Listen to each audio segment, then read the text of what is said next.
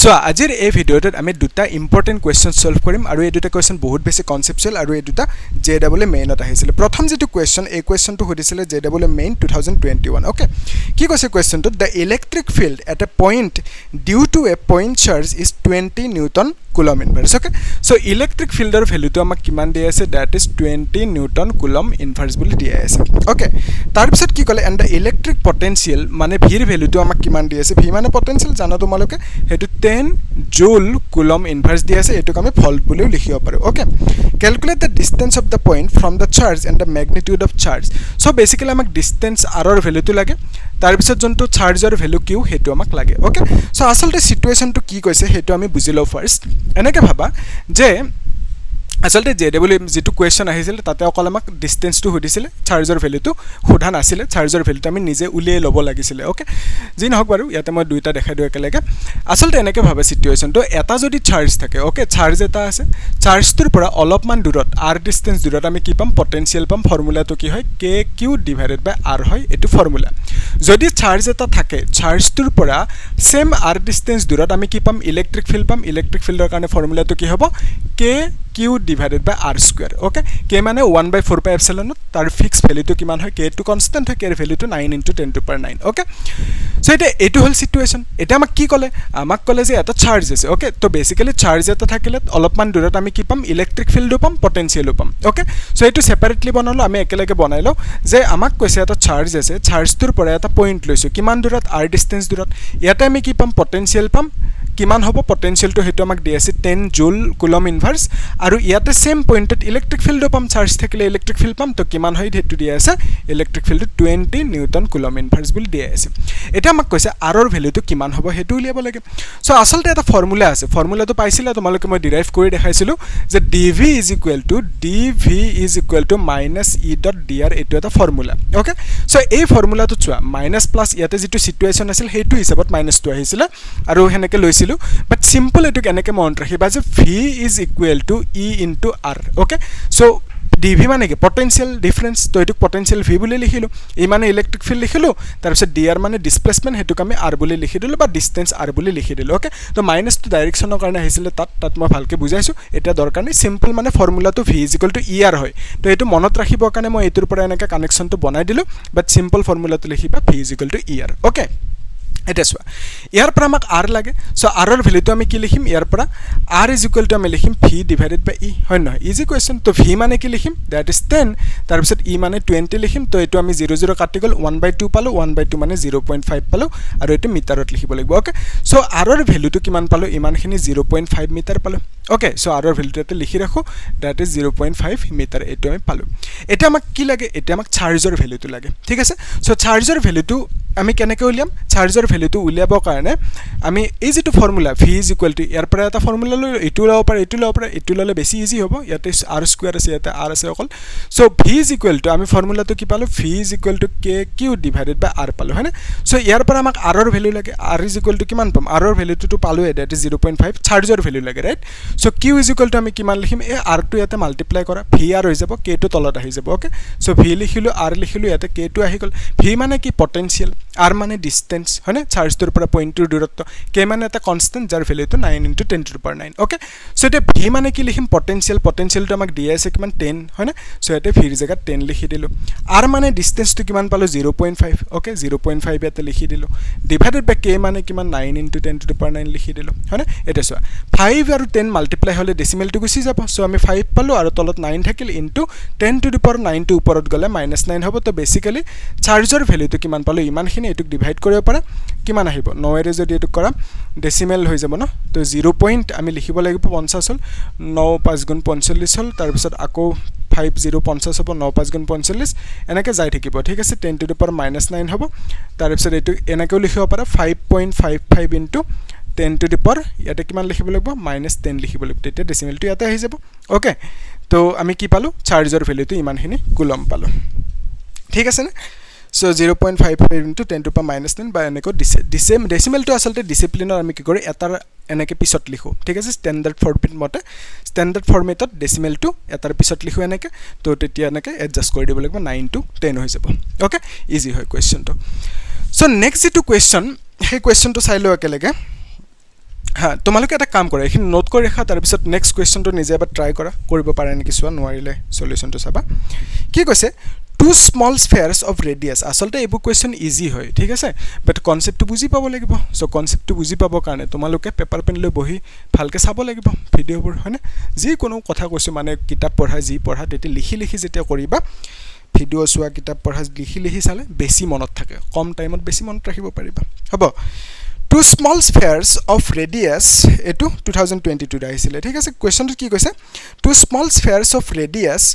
A each carrying charges plus q and minus q are placed at points A and B okay ভালকে মন কৰিবা কোৱেশ্চনটো যে আমাক কি কলে এটা স্ফিয়াৰ আছে এটা পইণ্ট ধৰা এটো এটা পইণ্ট এই পইণ্টত এটা স্ফিয়াৰ ৰাখিছে তো এই স্ফিয়াৰটোক এটা ৰেডিয়াস এটা আছে যেটো দৰকাৰ নাই বাৰু স্ফিয়াৰটো ৰেডিয়াস r বুলি কৈছে সো ইয়াতো এটা স্ফিয়াৰ আছে ইয়াৰো ৰেডিয়াসটো r বুলি কৈছে আৰু এই পইণ্টৰ নাম দিছে a এই পইণ্টৰ নাম দিছে b বুলি ওকে এটা এই যোনটো স্ফিয়াৰ এই স্ফিয়াৰটো চাৰ্জ কিমান আছে হেতু আমাক কৈছে প্লাস q ওকে তাৰ পিছত ইয়াতে যোনটো চাৰ্জ আছে হেতু মাইনাস q বুলি আমাক এনেকে দিয়া আছে ওকে তাৰ পিছত ৰেডিয়াসটো আমাক দিয়া আছে a বুলি স্ফিয়াৰটোৰ যেটো দৰকাৰ নাই তাৰ পিছত কি কলে দুইটাৰ মাজৰ যোনটো ডিসটেন্স হে ডিসটেন্সটো আমাক কিমান দিয়া আছে d বুলি দিয়া আছে ওকে তাৰ পিছত কি কলে calculate the potential difference between points A and B A আৰু B ৰ মাজত পটেনশিয়াল ডিফাৰেন্স লাগে তো আসলতে পটেনশিয়াল ডিফাৰেন্সৰ ওপৰত কোৱেশ্চনটো বুলি ভাবা সো তাৰ কাৰণে তোমালোকক মই এটা সিম্পল এটা ৰিক্যাপ কৰি দিছো বস্তুখিনি এবাৰ আমি কৰিছো তোমালোকে চাবা ভালকে মই এটা ৰিক্যাপ কৰি দিছো আসলতে আইডিয়াটো হৈছে যে সাপোজ এটা পইণ্ট ললো আৰু ইয়াতে এটা পইণ্ট ললো এই পইণ্টৰ নাম A বুলি কলো এটো নাম B বুলি কলো সো এই পইণ্টত পটেনশিয়াল এটা আছে লেটস সে VA বুলি কলো ইয়াতে পটেনশিয়ালটো VB বুলি কলো যদি মই ইয়াৰ পৰা ইয়ালৈকে চাৰ্জ এটা লৈ আহো চাৰ্জটোৰ নাম হল Q লেটস সে ঠিক আছে চাৰ্জটোৰ নাম কি হল Q হল সো এই কেছটোত কি হ'ব যে চাৰ্জটো আনোতে মই কিছুমান ওয়াৰ্ক কৰিম তো ওয়াৰ্কৰ কাৰণে যোনটো ফৰ্মুলা হেতু কি হ'ব VA তাৰ মানে এনেকে ভাবা ইয়াৰ পৰা ইয়ালৈকে আনিছো তো এই পইণ্টক ইনিশিয়াল পইণ্ট বুলি কম ঠিক আছে আৰু এই পইণ্টক কি বুলি কম ফাইনাল পইণ্ট জৰ পৰা আনো হেতু ইনিশিয়াল পইণ্ট জলৈকে লৈ যাও হেতু final point so initial point এটো হল ইয়াৰ পৰা আনিছো চাৰ্জটোক আৰু ইয়াতে এটো ইয়ালৈকে লৈ আহিছো কাৰণে এটো ফাইনাল পইণ্ট এটা কাক লৈ আহিছো কিউ চাৰ্জটোক লৈ আহিছো ইয়াৰ পৰা ইয়ালৈকে হয় না নহয় তো মই চাৰ্জটো আনতে কিবা এটা ওয়াৰ্ক কৰিম ওকে চাৰ্জটো আনতে কিবা এটা ওয়াৰ্ক কৰিম কিমান ওয়াৰ্ক কৰিম হেতু আমি w বুলি কলো সো ইয়াতে সোৱা always potential difference মানে কি হয় potential difference মানে ফৰ্মুলাটো কি work divided by charge মানে যিমান work কৰিম divided by যেটো চাৰ্জক লৈ আহিছো সেই চাৰ্জটোৰ ভ্যালুটো লিখি দিলো potential difference মানে কি হয় always মন ৰাখিবা final potential minus initial potential okay initial potential so always আমি কি কৰো final পা initial minus কৰো তো potential difference মানে কি হ'ব difference মানে minus কৰা হয় না final পা initial so potential difference মানে কি হ'ব final potential minus initial potential তো এতিয়া final potential minus initial potential is equal to কি লিখিম work by charge লিখিম final potential মানে final point of potential Hetuk আমি VA বুলি ধৰিছো তো ইয়াতে VA লিখি দিলো minus initial point of potential যাক আমি VB বুলি ধৰিছো হেতুক আমি work by charge এনেকে লিখি দিলো ওকে এটো এটা ফৰ্মুলা পালো ঠিক আছে ইয়ালৈকে ইজি হয় এটা সোৱাচোন ইয়াতে আমাক কি হদিছে পটেনশিয়াল ডিফাৰেন্স হদিছে সো ইয়াতে আমাক কিবা ওয়াৰ্কৰ কথা কৈছে নেকি obviously নাই কোৱা সো নকলে আমি কেনেকৈ উলিয়াম পটেনশিয়াল ডিফাৰেন্স তাৰ কাৰণে আমি কি কৰিম final potential minus initial potential কৰি উলিয়াম কিন্তু ইয়াতে ওয়াৰ্ক নবহ কিয় চাবা আসলতে এই চাৰ্জটোৰ কাৰণে আমি ইয়াতে পটেনশিয়াল পাম হয় না নহয় চাৰ্জ থাকিলে আমি অলপমান দূৰত পটেনশিয়াল পাও তো এটোই ফৰ্মুলাটো ইয়াতে লিখিছো চাৰ্জ থাকিলে অলপমান দূৰত পটেনশিয়াল পাম কিমান ইমানখিনি ওকে ইলেক্ট্ৰিক ফিল্ড এটা দৰকাৰ নাই বাৰু এটো ৰাখি থলো সো চাৰ্জৰ পৰা অলপমান ডিসটেন্স দূৰত আমি পটেনশিয়াল পাম এটো হল ফৰ্মুলা সো ইট মিন্স এই চাৰ্জটোৰ কাৰণে এই জায়গাটোত এটো এটা নাই বুলি ধৰা ঠিক আছে সো এই জায়গাটোত পটেনশিয়াল পাম কাৰ কাৰণে এই চাৰ্জটোৰ কাৰণে যদি এটা নাই বুলি ধৰা আৰু সো ইয়াৰ কাৰণে ইয়াতে যোনটো এই জায়গাটোত পটেনশিয়াল হ'ব হেতুক আমি কি বুলি কলো v+ বুলি কলো এটা v+ ৰ ভ্যালুটো কি হ'ব k q লিখিম প্লাস q ডিভাইডেড বাই কি লিখিম ইয়াতে r লিখিব লাগে না মানে চাৰ্জটোৰ পৰা পইণ্টটোৰ দূৰত্ব এই চাৰ্জটোৰ পৰা এই পইণ্টটোৰ দূৰত্ব ঠিক আছে সো এটুক নাই বুলি ধৰিলো ইয়াতে এটা পইণ্ট আছে বুলি ভাবা এই পইণ্টটোৰ দূৰত্ব চাৰ্জটোৰ পৰা কিমান d সো ইয়াতে আমি দূৰত্বটো d বুলি লিখি দিম ওকে ইয়াতে r ধৰিছো ইয়াতে যদি d বুলি ধৰা তেতে ইয়াতে আমি d বুলি ল'ব লাগিব ইজি হয় yes ইজি হয় তো এটা সোৱা ইয়াৰ কাৰণে এই পইণ্টত পটেনশিয়াল ইমান পালো মানে ইয়াতে যেটো চাৰ্জ আছিল সেই চাৰ্জটোৰ নাম -q সো -q টো যত আছে সেই জায়গাটোত পটেনশিয়াল অলৰেডি ইমানখিনি আছে কাৰ কাৰণে ইয়াৰ কাৰণে এটা সোৱা ইয়াৰ কাৰণে এই জায়গাটোত এটো নাই বুলি ধৰা এতিয়া ইয়াৰ কাৰণে এই জায়গাটোত পটেনশিয়াল পাম কিবা এটা হেতুক আমি সাপোজ v- কলো কাৰণ -q ৰ কাৰণে ইয়াতে পটেনশিয়াল সো v- বুলি কলো সো এটো যদি নাই বুলি ধৰা ইয়াতে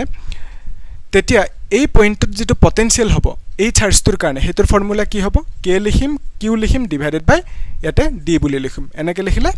ভুল হ'ব কিয় ভুল হ'ব কাৰণ এটো -q আমি জানো